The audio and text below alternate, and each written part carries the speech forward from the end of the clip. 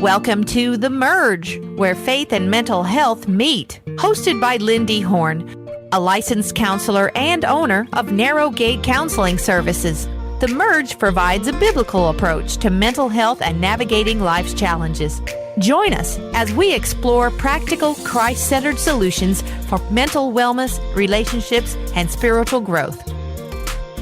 Welcome to The Merge, where faith and mental health meet. I'm your host, LynnDee Horne, and today we're going to be talking about faith, mental health, ADHD, and autism. So this is the first time I've wanted to do a show on this for a while, but this is the first one that we are doing, and I'm so excited about it today. So my guest speaker for this topic is Dr. Rebecca Dykes. Let me tell you a little bit about her. So first of all, she is a beloved daughter of the King Most High. And second, she is the proud wife of Christopher Dykes, who is a sheriff's deputy and certified recovery peer specialist. So that's in the AOD world, right? Alcohol and drug related. Yes. Yeah, gotcha. Yes. Third, Rebecca is the mother of 5 beautiful human beings, some of those birthed and some acquired through God's abundant provision. I love how you put that. And lastly, she is a licensed clinical social worker. She is a certified autism spectrum disorder specialist. She is a professor. She's the department chair of counseling studies at Manning University. Call out to Manning University. And she's also a certified biblical counselor. So, Rebecca, welcome to The Merge. I'm so glad you're here today. Thank you so much for having me, LynnDee. This is amazing. I'm just honored to be here. Great. So I want to dig in. Why don't you share with us a little bit about your own journey, whether you want to do that spiritually, professionally, neurodivergently. You just kind of take that where you want to. Sure. So I do hope you have a little bit of time. My journey is, a terrible and wonderful thing happened to me at the ripe age of 37. When through a series of both unfortunate and fortunate events, I was brought to my knees, just prostrate and fully humbled before Almighty God.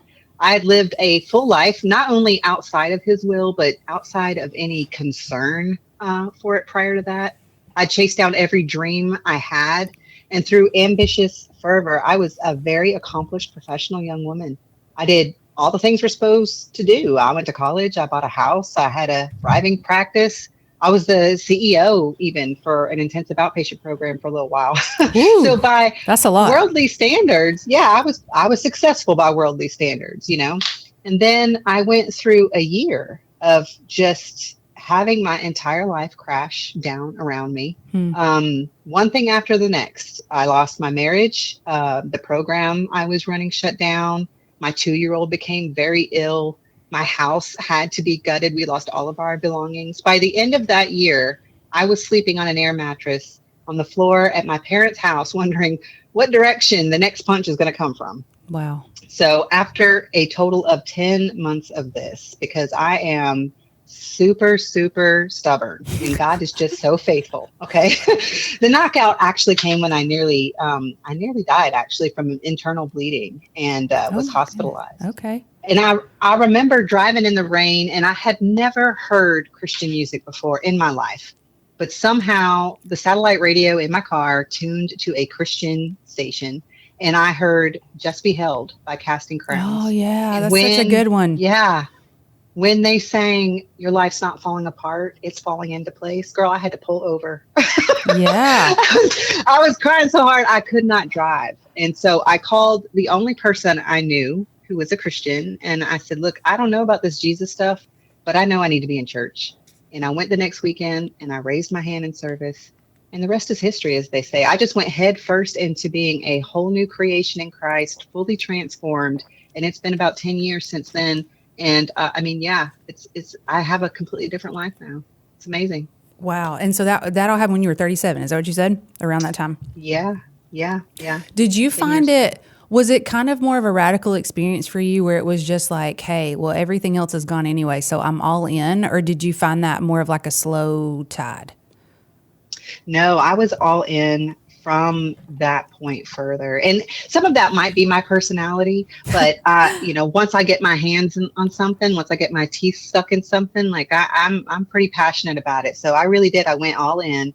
That woman I told you I reached out to, she became my mentor, and she mentored me 2 hours every week for 2 years, as she just poured into me. And I did not know at the time that was rare, but Yeah, I it thank so God for her is. every day. It doesn't need to be rare, but it is. Yeah, absolutely. Mhm. It changes everything to be able to have that mentorship. Yeah, And absolutely. definitely as a young believer, but I would say in all kinds of seasons as a believer, it's nice to have someone to be able to look to that's either been there or is a voice of wisdom. I mean, receiving biblical counsel in general, I mean, it's a biblical concept. So wise counsel, Yeah. wherever that is from, or mentorship. So wow, that's awesome that you were able to have that for sure. Yeah, So for sure. So you had this change and you had this shift. So you went from really, like you said, like from the world's standpoint, owning it, from a successful standpoint, from a mental health standpoint, doing like CEO, like all of this type of stuff. How did that, so you were already a licensed clinical social worker at the time. Like how did Yeah. mental health and doing that work, like how did all that shift for you after you became a Christian? Oh, yeah, in dramatic ways. So all at the same time in this same year period, not only did I have this born again experience, but I came to that realization that I can't do what I'm currently doing. It just does not sit. The Holy Spirit is in me now, and I can feel it. I could feel Yeah. him pushing these things away. So I actually closed a very thriving private practice. I ended up walking away from a career, a very high paid position and career, because I felt like this is not where God has me right now. At the same time, I said before, my 2-year-old, started becoming very ill, and we didn't know why and what was happening there. And throughout that year process, in one of those months, she ended up she was diagnosed with autism. And so that really has profoundly just, I had a completely different trajectory from that point forward. Not only was it about my faith, but it was about my family. And it was also about now learning about this whole other world that I was not accustomed to, did not even know existed until these things started occurring with my daughter, or came to light, I should say. So yeah, it was a huge shift. And since then, with your daughter's diagnosis, and then even looking at that in practice, and even getting your doctorate, which we'll talk a little bit about your dissertation and those things. So it's really kind of taken this, would it be fair to say, like deep dive in understanding neurodivergence? Is that fair to say? Yes, absolutely. All at the same time. Yes, absolutely. Okay.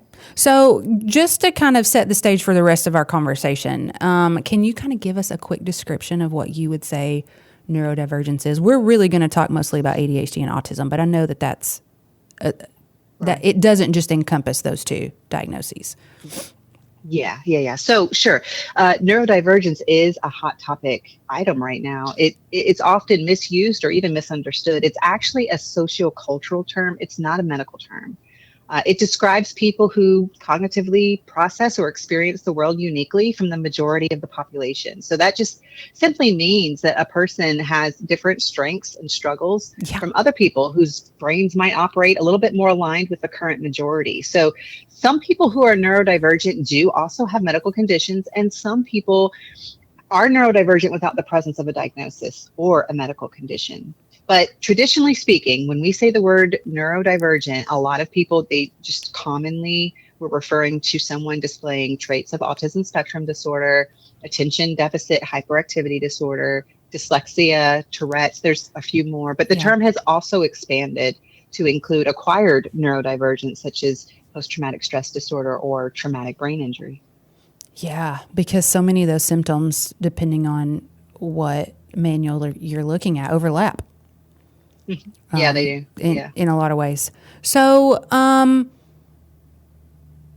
grew up around, so ADHD specifically has been kind of, I don't know if I want to say close to my heart. I don't know how I want to put it, but like I grew up with it. My mom has clearly undiagnosed, but definitely I'm a professional. I could do that now if I wanted to. So she grew up having ADHD. And I remember before I even knew what ADHD was, I remember her talking about her struggles as a child and with school and structure in those types of things. Until I got in school and was a clinician myself, I didn't actually really understand what she was talking about. But then I'm like, oh, that's what she has. And so I grew up with a mom with it. And so I was able to see, A, how it impacted her, but B, how brilliant she was in making life work for her with the brain that God gave her. And how creative she was in so many areas, I believe, because God created her brain the way that he did. And then my brother had it. I know my husband has it. So I have been someone who is not neurodivergent, but I have been in this space where I've been around so many people that I love and that I'm close to. And so I've been able to hear their experience with all different kinds of things that my brain processes differently. And I love it because I believe the more that I've been able to take in their perspectives, that I'm better for it because I can understand something from my own point of view, but then I see it from theirs. And those points of view or those things were not even on my radar. And so I've really had a richer life experience because I have been around people who, quote unquote, would be considered neurodivergent. Absolutely. And it's been a really, honestly neat thing to be part of. Yeah, it's interesting because once you learn about neurodivergence, you just sort of begin to see how it's really been like a traveling companion with you all along, both in yourself and in those closest to you. You know, when I talk to people about neurodivergence, they'll say, well, now I feel like I see neurodivergence everywhere. Is everyone neurodivergent? And I think that's such an interesting phenomenon because in actuality, this is just my theory, my way of viewing it is that when you are somebody who has like an Apple operating system, you are more likely to attract and be attracted to other people who speak your language, who get you, it's a great point. Interact the best with. And then, if you have a Microsoft operating system, that might look a little different. You may not be as compatible. That doesn't mean that you don't still interact with one another, but you might need some help understanding the code here. Yeah, absolutely. Right? Yes. And it can be understood to a certain degree, like the different codes talking to each other, but they really are in many ways different codes to try to learn to navigate. So can you tell me a little bit about whether you want to talk about your daughter yourself? I don't know everywhere where neurodivergence has shown up for you, but when did you first begin to notice those signs? And then how did that impact your worldview and your faith? Yeah. So it really started, with my daughter. It's funny the things I can see now that I didn't know then. Like when she was a baby, she would only sleep when she was in her swing. And when she outgrew her swing, she just stopped sleeping. And we could not figure out why. When she was about 8 to 10 months old, she started making this really high-pitched squeaky noise. And of course, it only happened when she was with me. So, everyone just dismissed me and laughed about it. Oh, babies do that. But I really just started questioning if my toddler was gaslighting me. But she was around 3. She did it in a speech therapy office. And that just so happened to be, they had a lobby with really good acoustics, and people started getting up and walking out. And I mean, it was a glass breaking kind of a noise. And so then the therapists, they come out from the back and they're like, oh my gosh, we understand now. This is not your run of the mill toddler noise. And I felt so validated. But it turned out she was doing it as a form of vocal stemming. So it tickled her eardrums. So she would do it for self-soothing. She's vestibularly, she desires vestibular stimulation. So, for the first 4 to 5 years of her life, they were pretty traumatic. She didn't begin speaking what I would say our language until she was about 3.5. And I say that because it wasn't that she was nonverbal. She definitely had her own language. It just was not a language that we could understand. Yeah. Or that I could speak back to her, Well, and that's just such a great point too. I love that, what we would call reframe. But I love that because it really is more than point. It's like, no, there was communicating, there was language. It just wasn't one that we talked. We didn't talk the same language. Yeah.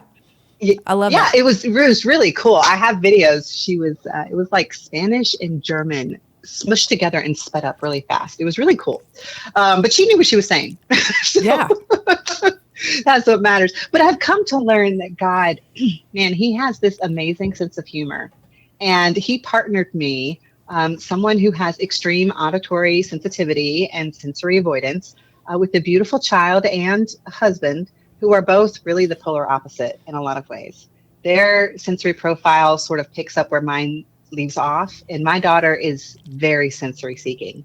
So the first thing we did was have a sensory profile done through an occupational therapist, and this was mind blowing to me. At the time, I was 14 years as a therapist working in the child welfare system with children and child development and teaching parenting classes. I had never heard the things that these therapists were saying to me. They were saying you have to do hard work with her, and you have to brush her with a hairbrush and hit her with pillows before she goes to bed, and all the things that we're doing, like removing the lights and dimming down the distractions so that they can soothe. She needed the opposite. Yeah. She needed stimulation. This was really pivotal. Just figuring this out was really pivotal. I don't think we recognize how much trauma parents, particularly moms, go through in these situations when they're just not able to connect with what their child needs. Absolutely. And it also really shows the gap in the field of mental health, because I've really come to appreciate like occupational therapists and their approach to certain behavioral issues or different types of neurodivergence or whatever that looks like, because that's just we don't learn that. We don't learn that in school. Right. And then maybe you go get a specialization in something. But I mean, to really have all of the resources and all of that knowledge to be able to help someone be, their best selves is really is crucial. Like you need it all, because everybody's got these little pieces of really great information that can be so helpful as a parent or as the child's experiencing it themselves. Right. And thankfully, not only because of my occupation, but because I had another child, I knew we were working with something a little unique here. But really, the most prominent indicator happened when she was around 18 months old. She had this very sudden and profoundly jarring kind of regression that happened almost overnight. And so she was diagnosed with autism spectrum disorder level 1 without intellectual impairment and an expressive language disorder at the age of 32 months. And honestly, at the time, I don't think it had like an impact on me negatively. In fact, if you know who Stephanie Holmes is, she has a neurodivergence couples podcast. She's awesome. She discusses that process of grief and relief once you have this diagnosis, because I was just incredibly blessed that I knew my way around this system because I worked in it. Yeah. I was able to get her diagnosed really early, and that is pretty unheard of for a female who presents as sensory seeking to be diagnosed that young. It hurts my heart for other parents who have to go through cycles of being turned away and dismissed and told to wait it out or misdiagnosed. They're not able to access those services, but the fact that my daughter was able to access those services that early was the game changer. And so many others aren't given that opportunity. No, they definitely aren't. I recently met a family where the daughter was 14, and she'd just been around places and hadn't received the diagnosis yet. And so we were able to actually finally help her with that. But the mom was, she was frustrated. She's like, I know my daughter. I know what we're going through. She's an educator. So, from that standpoint, she understood even from educational plans or different things. Like, she's like, I know this is what my daughter has, and I haven't had anybody validate this for me. So we were, I always say, go ahead. Oh, I was just going to say we were actually finally able to help with that. But I mean, just the frustration of that mom wanting the services and needing that. Because in certain systems, if you don't have the diagnosis, you don't get the resources. So, her daughter in many ways hadn't been able to qualify for things or get certain things because there hadn't been anybody yet that was willing to give her the diagnosis. So, right. But yeah. Yeah. So over the last 9 or 10 years, I mean, you just really learn parents are the experts in understanding all of this, the nuances of special needs and the system itself. The saying, moms don't need FBIs. They are the FBI. Oh, I like that. It's like the more you learn, the more I learned anyway, I discovered I didn't know. It blew my whole world wide open to learn about neurodivergence and struggles with executive functioning and the differences really between the brain and the mind. And I'm sure they were in a textbook somewhere. But honestly, I have found it to be far more common that professionals really don't know. Yeah. And that intersects all disciplines, from teachers to pediatricians to, even many licensed counselors. Absolutely. I fully agree. I'm just glad that we're still seeking to know. Yeah. So, because I have seen so many gaps, which, I mean, school can only teach you so much, right? I mean, they can only put so much in you in that amount of time. So it really is up to us as professionals to continue to grow in that and seek the knowledge that we see our clients needing or whatever that looks like. But yeah, you're right. Like, we don't know. In so many areas. So we're really at a place where we can take a good break. So let's do that, and then we'll come back and continue this great conversation. So you are listening to The Merge, and we'll be right back.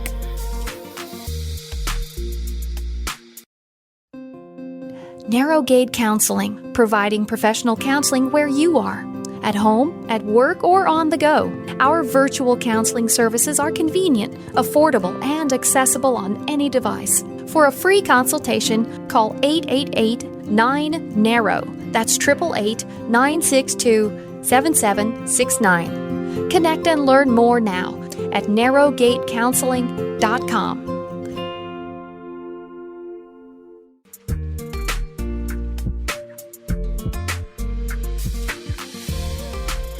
Welcome to The Merge, where faith and mental health meet. I'm your host, LynnDee Horne, and today I have with me Dr. Rebecca Dykes, and we are talking about faith, mental health, ADHD, and autism. And so if you missed the first part, we talked a little bit about the term neurodivergence, and we talked about Dr. Dykes' story and just kind of how she has grown through her career and understanding a lot of this stuff.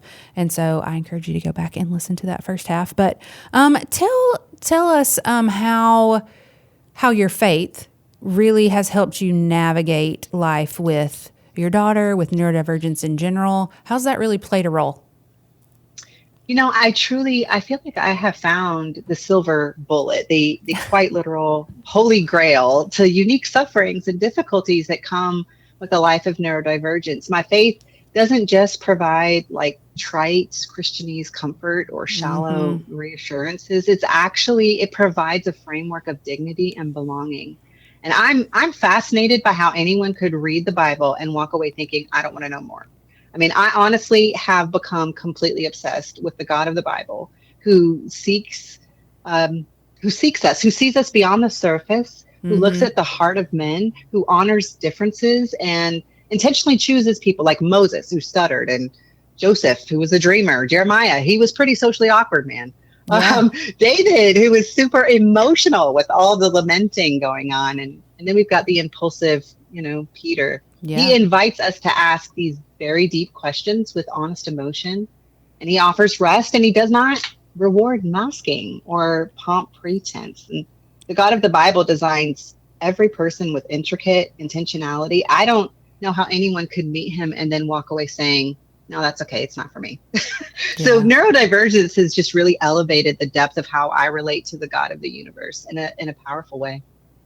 Yeah, I don't think I could put that any better. That was so beautiful. Like, how do you, and I don't, again, whether this is just from your understanding or practice or research or personal experience, how do people maybe experience God differently or deeper or more vividly, maybe because of neurodivergence? So statistically speaking, people with sensory sensitivities have far more spiritual awareness. They may not have the words to use to describe it, but that is absolutely, they're just much more sensitive, both biochemically, neurologically speaking, physiologically speaking. We can experience God in remarkable ways through beauty, music, even through silence, through nature, through textures, through colors. It's just really powerful to have the eyes to see and the ears to hear God everywhere and in everything and all these details. So for those who have keen perception, which tends to often overlap with neurodivergence, you can't help but to notice God in everything. It's beautiful.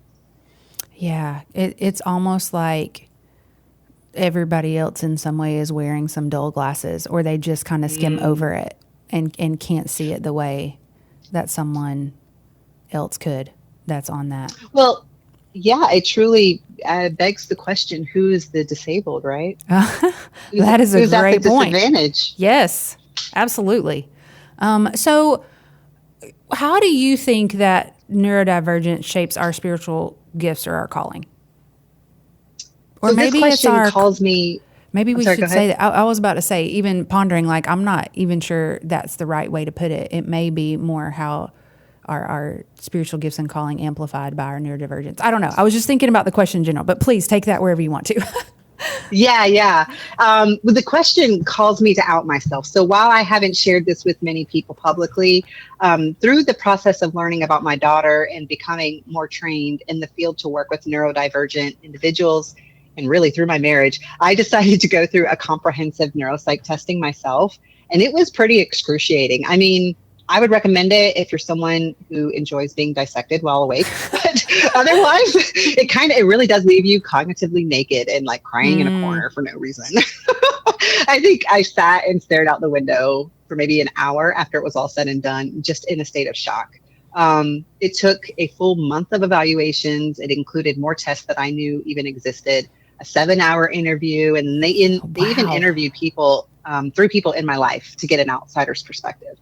So at the end of all of that, they did diagnose me with autism spectrum disorder, level 1, without intellectual impairment, attention deficit hyperactivity disorder, and post-traumatic stress disorder, and potentially even an auditory processing disorder. But because I have a pretty decent IQ, for women, it's very common for a high IQ to provide compensatory masking for most of your life. Yeah. So that's why many women aren't diagnosed until later adult years. And the fact that many of our diagnostic criteria, they're based on a male phenotype who tend to be much more socially and sensory avoidant. Women are, they're socialized to be more, they make eye contact and to engage in conversation. So you see a lot of differences there, and those trends are coming out in the research now. I even caught myself arguing with the psychometrist. I mean, that's funny, right? Like, I was honestly shocked. But then it explained so much. So many puzzle pieces have fallen into place since then, and I have found myself so much more confident in my identity. Not that being neurodivergent supersedes being a Christian, but that it is one and the same. So I can see myself as his beloved, and I don't feel as if I'm more ontologically broken than any other human being. I know exactly where my strengths are, where my weaknesses are, and more importantly, I know why. So I don't see them as personal failures anymore. They are simply areas where I was meant to need other people. we're not supposed to be fully sufficient, independently whole, or perfect. And I won't be this side of heaven. So I know many of my prophetic giftings, I knew that they were there before, but if you're not given some really good guidance and gifts of the Spirit, that can get really messy, especially when you've experienced trauma. So being able to honor your emotions as having a seat at the table, but not giving them the seat of honor. That's a skill that has to be sharpened. Yes, it is. Through mentoring, a lot of quiet time with God. So basically, being neurodivergent doesn't just shape my spiritual gifts and callings. It is both my spiritual gift and my calling. I'm not dismissing that there is an extremely disabling component to neurodivergence. They're there. But even in those, in fact, I think I would say, especially in those, I find it to be the greatest gifting, because I get to exercise the muscles of faith, of forgiveness, of long suffering, compassion. I get the opportunity to lean into Jesus more, to love harder, and relate to people who experience some pretty profound emotional burdens. I get to be a burden bearer, and that's my spiritual gift. Yeah. Yes. All of that. I love so much how it was almost like, even though you were shocked, you were discovering more about who God made you. Yeah. In some ways. Exactly. So, and I love that, because at the end of the day, as a believer, our identity is in Christ, right? I mean, that is our identity. I think we are on this journey of trying to, especially if we're looking for it, of trying to figure out where our gifts and talents lie and how we can bring glory to God in those. And like you just said, in the places that aren't our strengths too. I mean, that's that place where we're weak, he's strong, right? That's the Bible too. Mm-hmm. And so in all of that, it's this beautiful picture that only he can make up to have us be who we were supposed to be while we're here on this earth. So I love that Amen. so much. So what do you think are maybe the biggest misconceptions or some misconceptions that like people of faith may have about mental health or neurodivergence? Well, this is where it does get a little messy, right? So through my research, I have found a few dominant frameworks that are used when discussing the intersection of neurodiversity in the church. I'll just briefly go over those. The first is like through theological anthropology, or the Imago Dei, that neurodivergence is a divine difference, that it's a theological testimony, right? Intentional, right? And then there's through ecclesial ethics, which is seeing neurodiversity as a disability discourse or an inclusion imperative, where we're talking about how we do church. And then pastoral praxis, which is looking at neurodiversity in a mental health context or as a psychopathology. I actually propose a sixth framework in my doctoral thesis, which is seeing neurodiversity as a culture, but I can discuss that later. But by far, the most commonly engaged perspective by the faith community that I personally have found is the mental health perspective, and then second to that being the disability discourse. Keep in mind that the labels we use to describe things, they really should be periodically revisited, because context can become, it can become very outdated. Like, we think we're talking the same language, only to discover later you're not. The mental health field outdates itself very quickly. I would say maybe every 2 to 3 years we're outdating ourselves, you know? I feel like we've done a great disservice by giving people too much information about known but kind of unfounded behavioral assumptions, or like Instagram deep insights to explain the human experience that's very complex, you know? So I don't know about you, but I have found everywhere I look, I see people throwing around these clinically diagnostic terms and vernacular for experiences that I just don't think it's beneficial to pathologize. I agree. And for people who are looking for information, it causes them to to look at their own situation pathologically when maybe they wouldn't have before. It's like, oh, exactly. Shoot, do I need to be looking at this? And it's like, no, you really don't. Like, it's not right now. That's not everyone's a narcissist, and you know, I think narcissism was the most researched topic in 2020 on Google. It's just crazy to me. So I think because as human beings, we can't get enough of that tree of knowledge, man. We have this insatiable desire to want to just know things. We think if we know it, then we can have power over it. Yeah. And in this information age, we leave very little space for the magnificence or the miraculous awe of God. So hands down, the most common mental health pathology is trauma, and our churches would all be better served if we partner together to become more trauma informed across every denominational background. But the question that you asked specifically, what do people of faith think about mental health or neurodivergence? I think it would often draw people into a conversation. I think about this dichotomy between nouthetic counseling versus Christian psychological integration. What that conversation usually takes you down is these two extremes of either highlighting that there are those from more conservative denominations who over-spiritualize mental struggle, mistakenly think someone maybe isn't praying hard enough, or that they need to repent for a sin. They're sometimes vehemently opposed to all forms of psychology or psychological intervention, and then diametrically oppose that perspective with the more common evangelical position that the field of psychology is a divine gift from God through man, to be an addition to the Bible for soul care, and that we would be remiss to ignore the blessings of progress that God has given us in the last 200 years. So I don't get too much into those philosophical conversations, only because I don't believe we're all speaking the same language. Yeah. Throughout history, I think we've attempted to try to explain these abstract workings of the mind. And by doing so, we infer we understand the brain and that we understand God's original intent. And I don't know that we could take that step. I'm of the belief the problem isn't really the problem to begin with. And we spend too much time getting into denominational sparring matches over constructs that are out of scope for us, unless we're neurologists anyway. Yeah. Does that make sense? Yes. It's such a great point. Like the older I get, or the longer, It's probably the older I get. It may be the longer I walk with the Lord too. It may be both. I just really want to go back to the simplicity. Like, can we just talk about the simplicity of the gospel, or can we just talk about the simplicity of making disciples? Like, can we just go back there instead of all the other things that take our attention sometimes when I wonder if they should? Yeah. From my personal experience, I believe a lot of people in the evangelical denominations have allowed the pendulum to swing too far in one direction. And while I think nouthetic counselors have swung too far in the other. Now, I'm, again, a certified biblical counselor, so I have training in that. I've also had training as a secular counselor.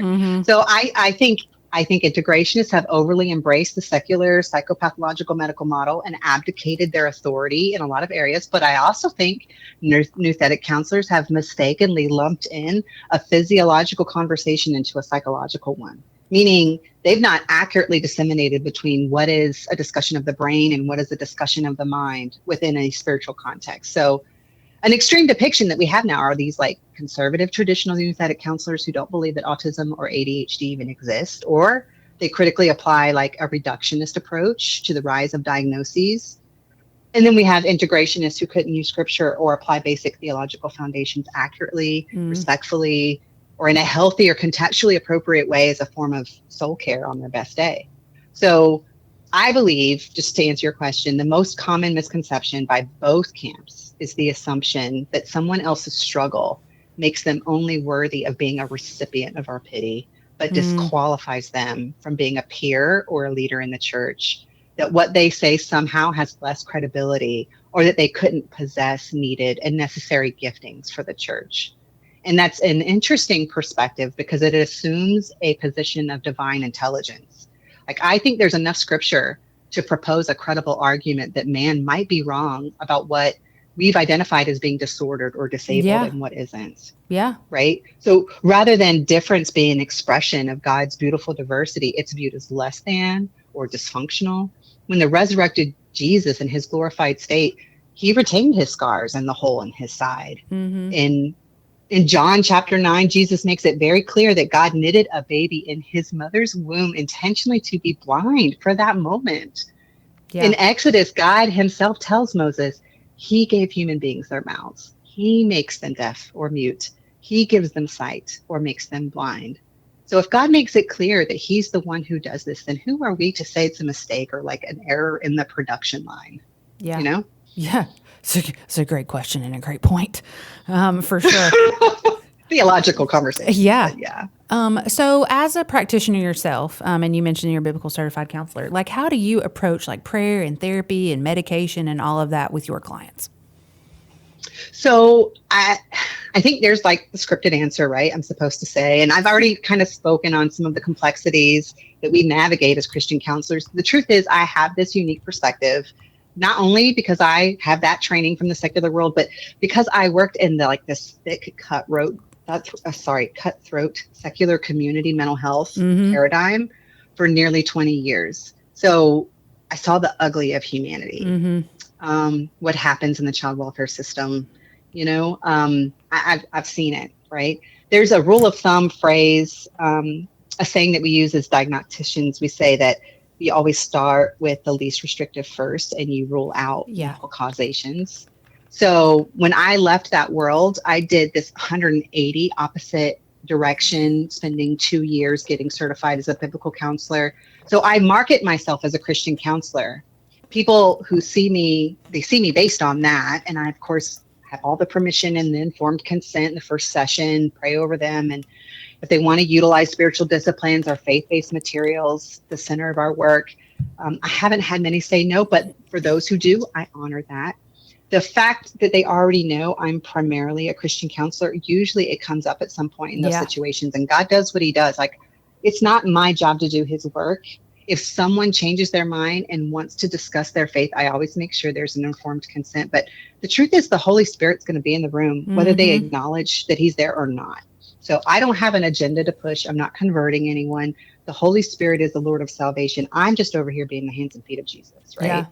So there are some therapeutic interventions I use that are considered, secular, but to me, they just point back to the Bible. cognitive behavioral therapy, 2 Corinthians 10:5. Oh, yeah. Dialectical behavioral therapy, Philippians 4:8. So as So far we as didn't come up medications with are all concerned- that. Yeah, it was already there. Like God already. Yeah. We just named it something different in the field of counseling and psychology, and people took Right. credit for it. But it was already a biblical concept. We think we thought of it first, Yeah. right? But as far as medications are concerned, I'm not a prescriber, so that's not something I really have to worry much with. I'm obviously thoroughly trained in psychopharmacology. I can give, some basic information as you probably do as well, to guide someone through a conversation with their prescriber. But ultimately, I would refer them. Same. If they verbalized, an interest in psychotropics. I observe if someone appears to need a medical evaluation, and I recommend that. And when I say that, I really mean it. Like, have your hormones evaluated, your blood work done, write down your symptoms. I make sure that, my license does not extend to the practice of medicine, and I did not stay in a Holiday Inn Express last night. So I don't pretend to be a doctor, right? Me neither. But, so we don't recommend medication, but I can refer somebody for an evaluation. And when I do send that over, I'm very thorough. I make sure to include any reported alcohol intake or prescription use or illicit drug use or I also include self-disclosed sleeping and eating patterns, because all of that makes up a psychological or physiological profile for that physician. So yeah, absolutely. I don't know if that answers your question, but yeah, it does. It does. Absolutely. So we're at a place to take another break. And then when we come back, I want to jump a little bit more into your dissertation that you completed, and then maybe just some tips that you might give somebody around neurodivergence. So you are listening to The Merge, and we'll be right back.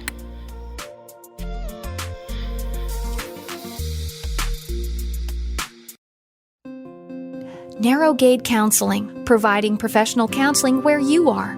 At home, at work, or on the go. Our virtual counseling services are convenient, affordable, and accessible on any device. For a free consultation, call 888-9-NARROW. That's 888-962-7769. Connect and learn more now at narrowgatecounseling.com.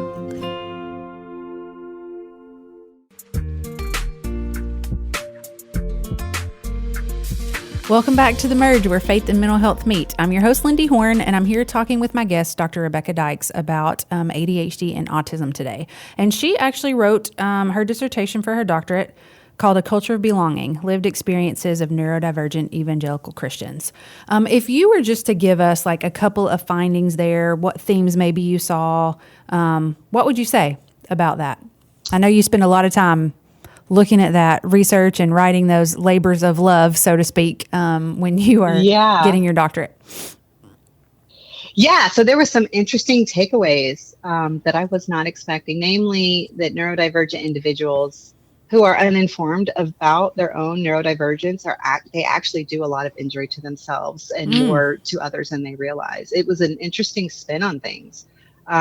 I think the predominant view most people assume is the dichotomy between neurodivergent and neurotypical people groups, right? That neurotypical people are the big meanies who are insensitive or, but just paraphrasing, of course. But in reality, what I have found is that really we're all kind of being played against each other.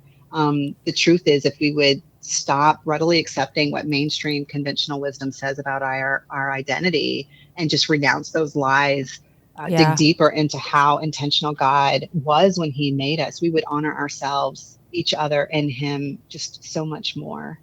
So of course my thesis, was founded, in the extent that the evangelical church is handicapped by a lack of cultural humility when it comes to the neurodivergent population. So what that kind of looks like is loving your neighbor as yourself implies loving with humility. A humble love desires to prioritize somebody else's needs. It's selfless. It asks questions. I don't think any of us should really expect to know what every person needs. I think that defeats the purpose. I don't think we should list all the possible sensory sensitivities someone may have that could impact their worship experience. It's okay to have awareness and training. I Absolutely. But the reason most people have moved from a standard of cultural competence toward cultural humility is because there's just too much we don't know and that we're not going to know. Yeah. So if we could all just be humble enough to simply ask questions without assuming and engage in dialogue, it would go a long way. That's for both people who serve the neurodivergent population and neurodivergent individuals attending church themselves. Like, we should not assume people know our experience, but at the same time, the faith community cannot assume to know the neurodivergence experience and what they need. Like, don't presume to tell them what they need. Don't assume the goal is to skill build a neurodiverse person into being more neurotypical. That's called ableism. Yeah. Also, don't give a free pass to a neurodiverse person who needs guidance in being more introspective, right? So I think that it's a significant issue, though. Neurodivergence extends to about 20% of the population globally, but that does not imply that only 20% of the evangelical church is neurodivergent. In fact, some statistics show there being a much higher concentration of neurodivergence in evangelical spheres, particularly where there is military presence. Okay. So as a result of this disconnect, we're missing key members of the body from a congregational standpoint. And from a missiological standpoint, we're missing the call to hospitality, compassion and inclusion. We're dropping the ball when the least of these is a neurodivergent or disabled individual brought to our church as a member of the body and fellow image bearer. Yeah. Wow. So if we were to try to take away one thing, like if I was trying to take away something from that and apply it myself, like maybe it would be, asking questions in humility or something like that. What would you say would be a takeaway for just the average church attending person? I don't know if there is such a thing. I don't know. You know what I mean? Just Christians in general. Yeah.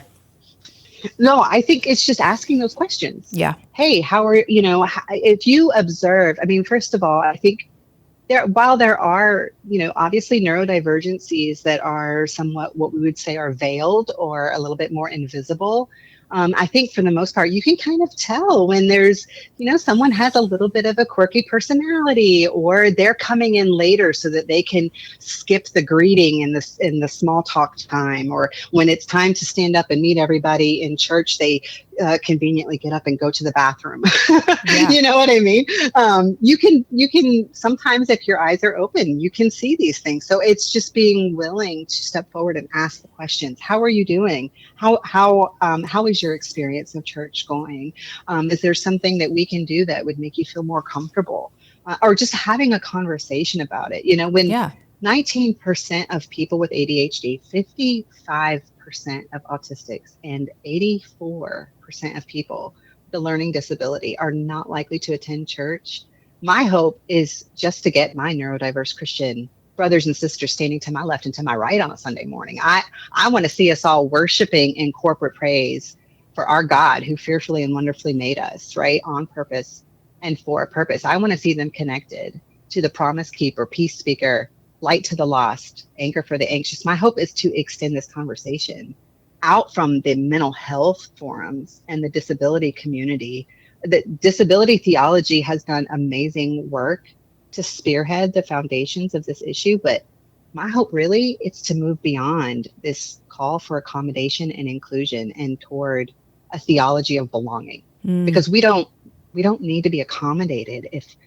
If we're the exception to a standard of normalcy, we should be included within that standard already. Yeah. Right? Yeah. The aim is creating a space for the possibility of a new normal. So in the wake of all the COVID disruptions, to life, to think innovatively about what would it look like if the status quo for Christian worship took into consideration every single member of the body, where people were not either compelled to conform to a neuromajority or risk sacrificing spiritual community. It's a great question. It's a big question. Yeah. So, I would encourage somebody who might be newly diagnosed. I would encourage them to get a spiritual mentor, an advisor, a guide, discipler, someone who would do life with them, like I had, right? Who's going to show them the Holy Spirit with skin on, someone to teach them how to hear God speak to them in the unique way He made them to hear and see Him. So that's the whole other world of unconventional ways to engage with spiritual disciplines, right? So there's the Bible Project for visual learners. Yeah. I love the Bible Project. Me too. The AI Bible. Yeah. I would want them to learn the richness of neurotheology, prayer meditation, those apps. If they were a child, I would want to encourage them to engage in pro-social peer activities. I would recommend exploring occupational therapy, right? Yeah, absolutely. Yes. Swimming, music, horse lessons, all these forgotten activities. But, the big thing is teaching them about their sensitive nervous system. Stephen Porges in the polyvagal theory, stewarding this life, this beautiful and amazing life they've been given. If they're an adult, I would really encourage them to invest in a Christian counselor trained in neurodivergence that's going to help them with healthy emotional regulation, mitigating impulsivity, learning how to navigate social and relational areas of their life, communication differences, conflict resolution, trauma stewardship, the dangers of verbal processing. 85% of neurodiverse marriages end in divorce. Wow. Just from those dynamics. Really? Yeah. I did not know that. Yeah. Sorry, I could get talking about this. So yeah. you well, you said another statistic earlier that I want to go back to really quick, and then we're definitely going to wrap up. But you said, what was the statistic that you gave about neurodivergence and those attending church? 20% of the global population is neurodivergent. But you said something else about the likelihood of there was a percentage or a likelihood of neurodivergent individuals attending church. So 19% of people with ADHD, 55% of autistics, and 84% of people with a learning disability are not likely to attend. Wow. Yeah.